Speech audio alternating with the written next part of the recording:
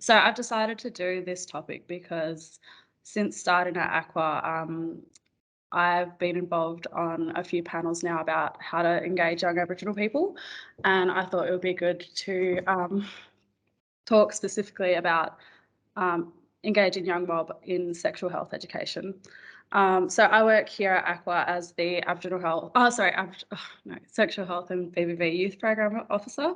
So I run education sessions to young mob around WA. And I'm going to be talking about some of my own experiences working with young mob so far. But I also just want to note that it's important that we adapt our approach to different settings and different communities that we work with, and that one size will not always fit all. Before beginning, I'd just like to acknowledge that today I'm doing this presentation from Whadjuk Noongar Budja and pay my respects to the Whadjuk Noongar people who are the traditional owners of this country. And I'd like to extend that to the country that everyone is calling in from today. So just a reminder, our presentation will be recorded today. So if you don't feel comfortable having your cameras on, you can turn them off. To please mute your mics, and we'll have questions at the end. And you can find this recording on either our Aqua website or our YouTube account.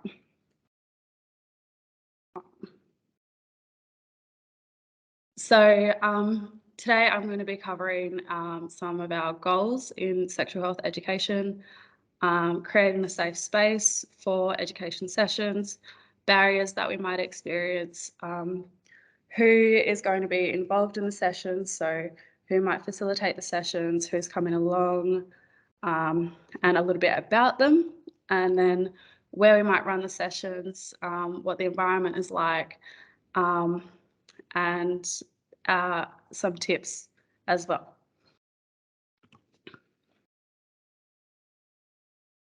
All right. So to start off, our goals for our education sessions is to provide young people with sexual health education so that they can make informed decisions regarding their health, and so that they can have safe and healthy sex lives. And then also to promote yarning with their peers. So the information that they learn, hopefully they share with their peers as well.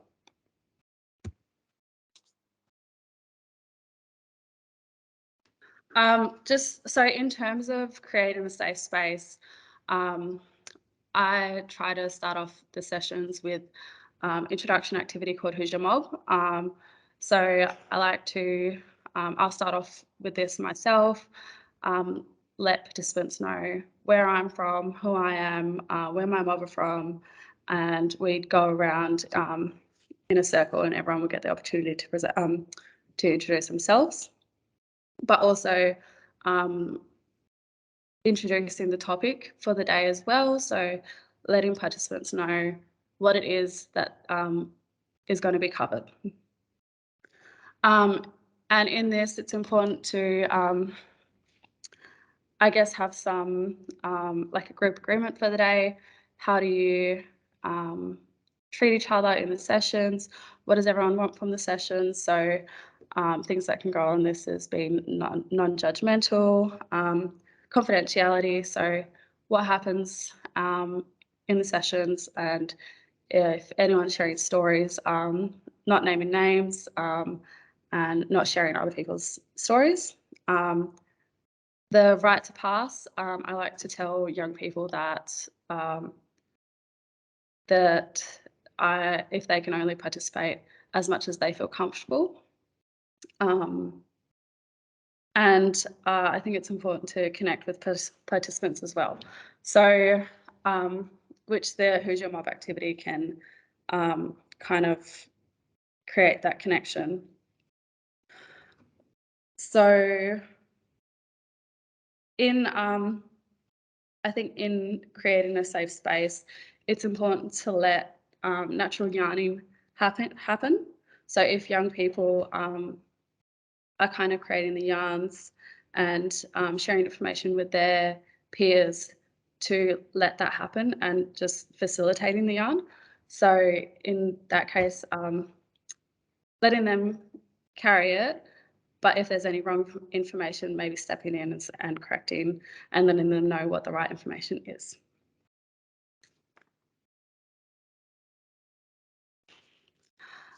So barriers we might experience to engaging with young mob on sexual health education would be shame, which I'm going to touch a little bit more on, and then also community dynamics.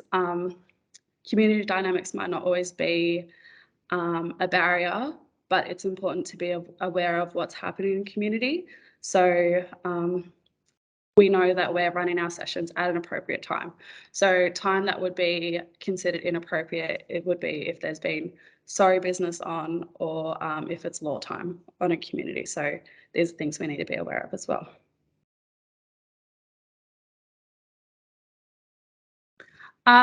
So in terms of the shame barrier and how we address shame, we need to create, so once we've created the safe space for yarning, we need to ensure that we're taking a sex positive approach. So this might be having posters around and sexual health resources available for young people. But I also just want to acknowledge maybe not our participants' shame, but our own shame.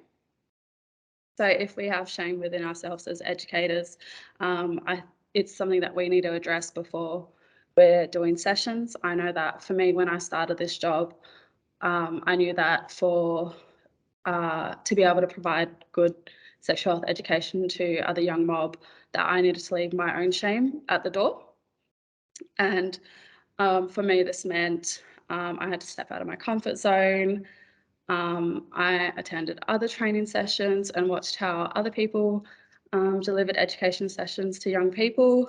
And I found that the more I started to deliver, the more and more comfortable I was. And also the use of icebreakers serves as a great way to lighten the mood. As sometimes when you start education sessions, you can feel the shame and you can feel how quiet it is. And I find that icebreakers really help that and help people, I guess, come out of the shell.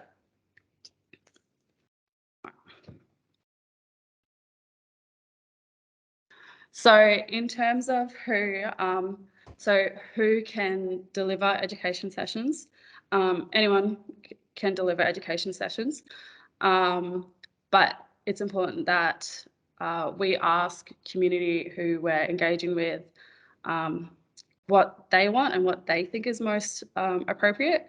So, for example, recently I visited a school in the Kimberley, and we ran our sessions split by gender, and I worked with the young girls and one of my co-workers worked with the young males at that school. So yeah, just knowing what works best for that community that you're engaging with. And age playing a factor with gender. Sometimes if someone is, for example, a older female, they might feel an older non-Indigenous female, sorry, young men might feel okay with that, but it's important to check in with them and ask as well. And something that I found works great is working with other community-based workers. So people who are already engaged with the young people and are familiar face. And this serves as a great, I guess, in between for someone who's just visiting like myself, whereas this is someone that they can engage with later on. They can get, they can access for more information if they wish.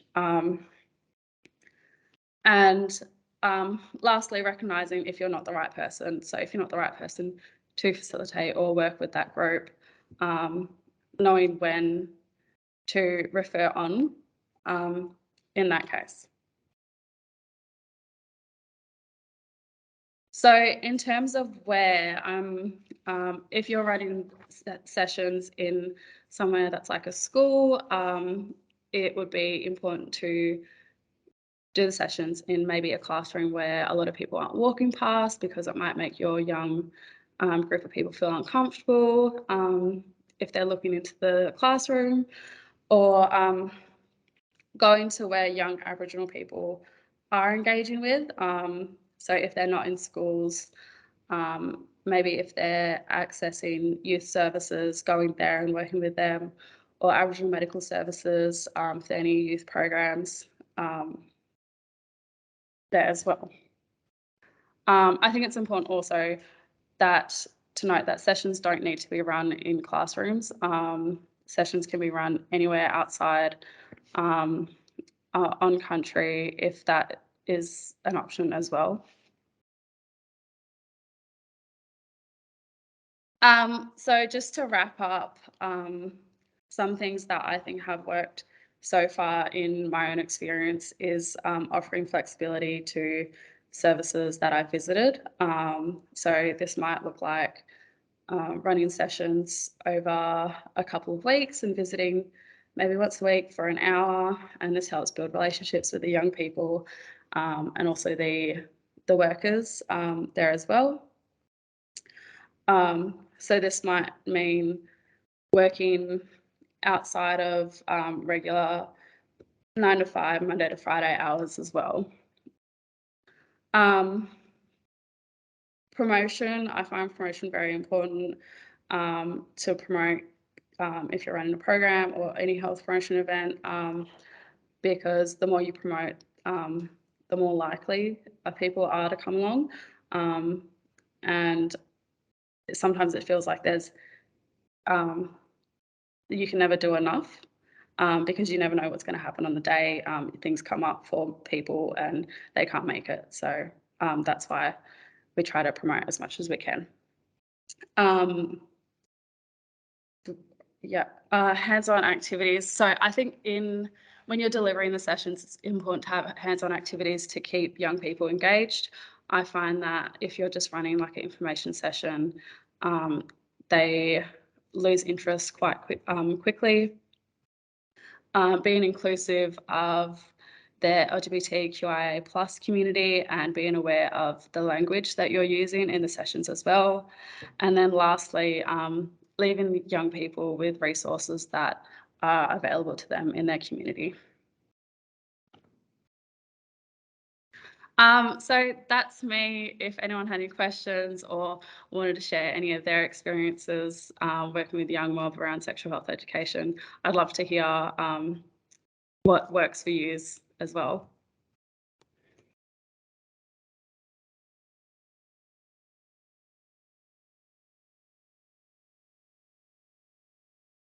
Well, thanks, Katiska.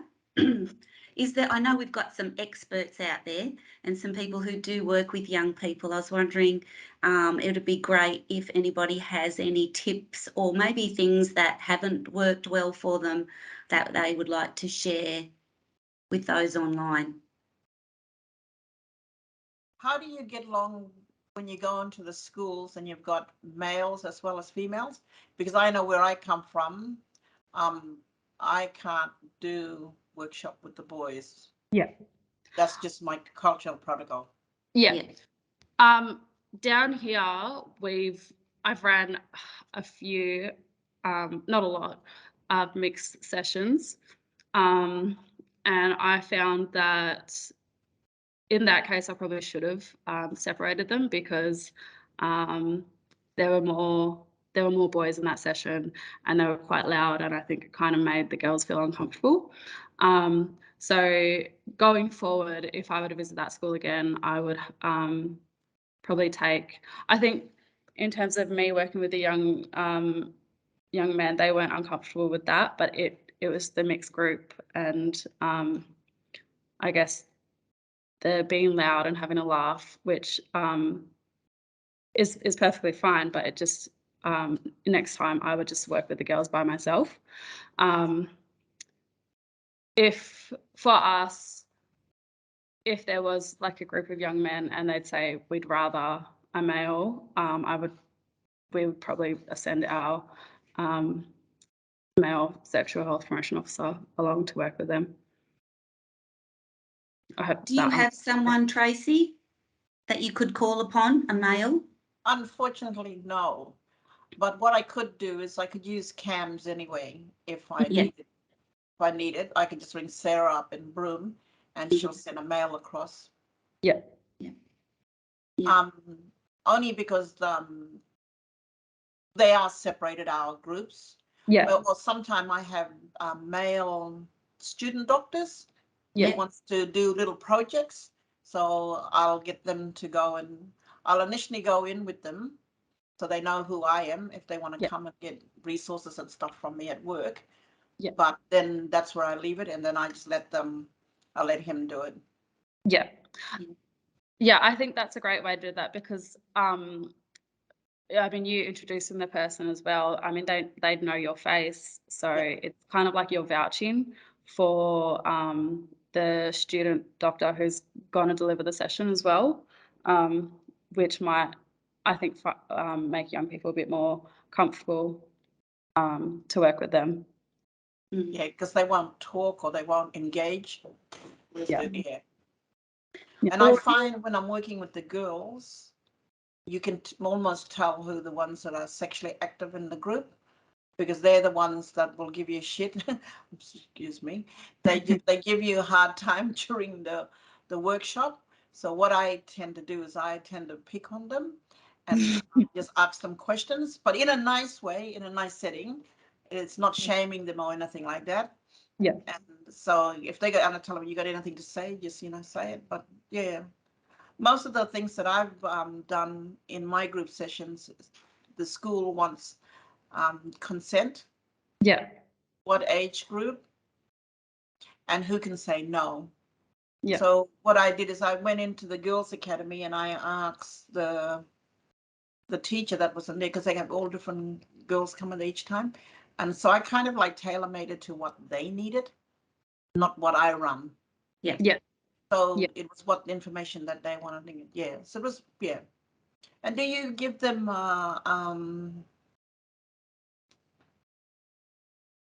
like a before questionnaire and an after questionnaire? Yeah. So in the sessions that I run, I try to do, like, we'll do an evaluation before that kind of covers of, okay, what do you know already? And then the post one, did you know, what did you learn? Did you find it useful? Or do you think there's anything that we missed that we should cover? And did you enjoy it? It's important to make the sessions, I think, fun as well, because that helps the engagement. Yeah. No. Your presentation was okay. Deadly. Oh, thank you. That's really nice to hear. I was going to say too, Tracy, if there's any young people in your area that would be like mentors themselves, if they were given some extra knowledge, that we run a young leaders program that Katiska actually heads up, and that way, you know, building the skills of young people to actually be able to impart information to other young people in community, and they can do it, you know, maybe through any way they want to, just by yarning, running sessions themselves, doing some social media, but it's just about that peer education model.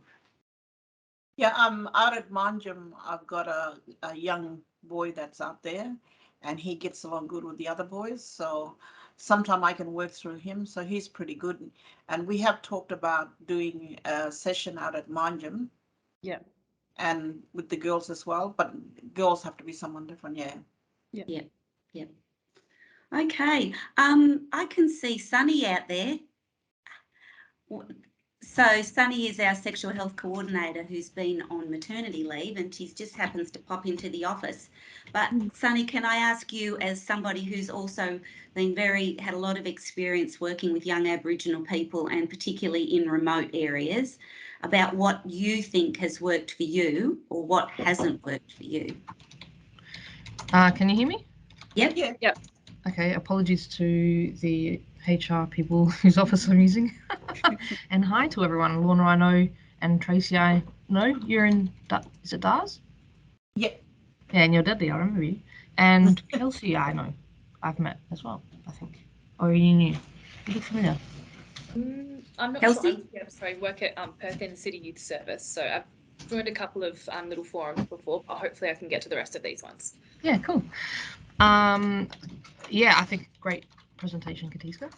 And I think everyone had good tips and good questions and things. There's a few questions on there too, which would be good to get to. And thank you. Yes, I think really it helped for me just going out to community and just genuinely having information, wanting to learn more about where I was, and wanting to have a two-way, communication set up to go, what do you know? What do you want to know more of? This is what I know, and this is what I want the youth to know. How do you think we can get that out there? Telling young people so they could tell their friends, telling older people so they could support their nieces and grandkids and that sort of thing. And even there are a few senior people in community who get used a lot for a lot of things, and so they get quite overwhelmed, but they're a good place to start with if you ask around who's a good fella to talk to about this sort of thing, and then you can ask them, look, I've got this information and I want to share it with the young people because I have these concerns. How do you think is the best way to go about that? And then hear what they have to say, because it could be different everywhere, and even that person in community might not actually be the way that they like you to do it might not work for everyone in that community, especially if it's a community made up from multiple family groups and multiple different language, different groups.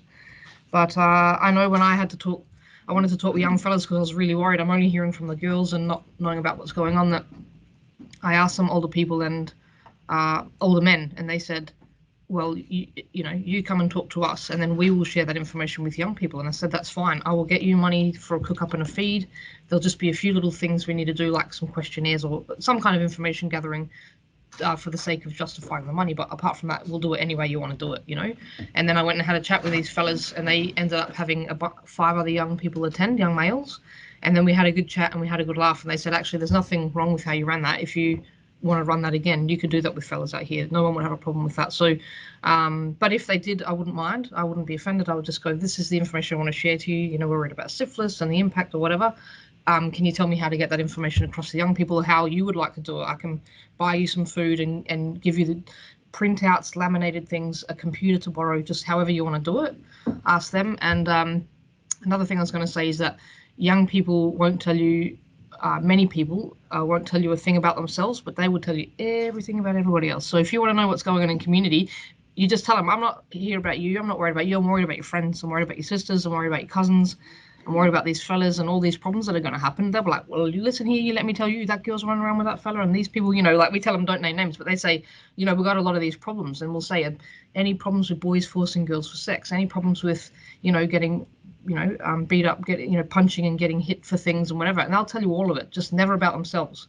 But you'll hear about everything that's happening out there. So I always found that prefacing it in a way where we're not targeting you, we're just worried about these concerns, really got people to open up and tell you everything. and they felt good because they were helping their friends. They're not telling you anything, but obviously they share a lot of personal experiences that way, and that's a way for them to be able to cover for that. So yeah, that's all I wanted to say. But good job, Katiska. Thanks. Thank you. There's just a couple of questions as well for you too, Katiska. So I'll start off with Drew. So if how does a non-Indigenous person say where they're from? I think the same way, really. So if you wanted to say, maybe where you were born, where your family are from, and anything else, I guess you felt comfortable to share. I'm thinking about it from where I do. I'll say, where I'm born, where my mob are from. I think that works fine as well. Lorna asked about appropriate ways to find out if law time is on in community. Consulting with community, definitely. So for us, it would be probably reaching out to the local Aboriginal community-controlled health service and checking if it's an appropriate time to visit. Drew, again, if law time is on working around that and probably delaying to another time to visit community. And yeah, I can definitely send you my evaluation forms for my program, Lorna. Yeah, that's me. If no one else had any questions. Do you have an actual PowerPoint where you deliver the workshop to the male or females? Do you have copies of that? Yeah, I do. So I have copies for the Young Leaders program. So that one is not just sexual health. We do mental health, alcohol and drugs, and healthy relationships and sexual health. And lately I've been trying to, I guess, incorporate some Murich sessions as well, because in the sexual health component of young leaders, I find it's just, STIs and protection. And like you said, we need to cover consent and topics like that. But yeah, definitely I can forward you what I have. No worries. Yeah, anything to go off of. Thank you. Oh, thanks everyone for coming along. Thanks, Katiska, for presenting, and thanks everyone for coming along. I hope you got something out of it. Please feel free to email myself or Katiska. I'll just pop my email into the chat bar for those that don't have it, and maybe you too, Katiska, and we'll just stay on for a little while. Yeah, have an awesome week, everyone, and hopefully we'll see you next week for another Birds and BBBs. It's actually a surprise bite presented by Joe from Aqua. So if you're interested in a surprise bite, join us next Tuesday, 12 to 12:30. Thanks, everyone. Bye. See ya.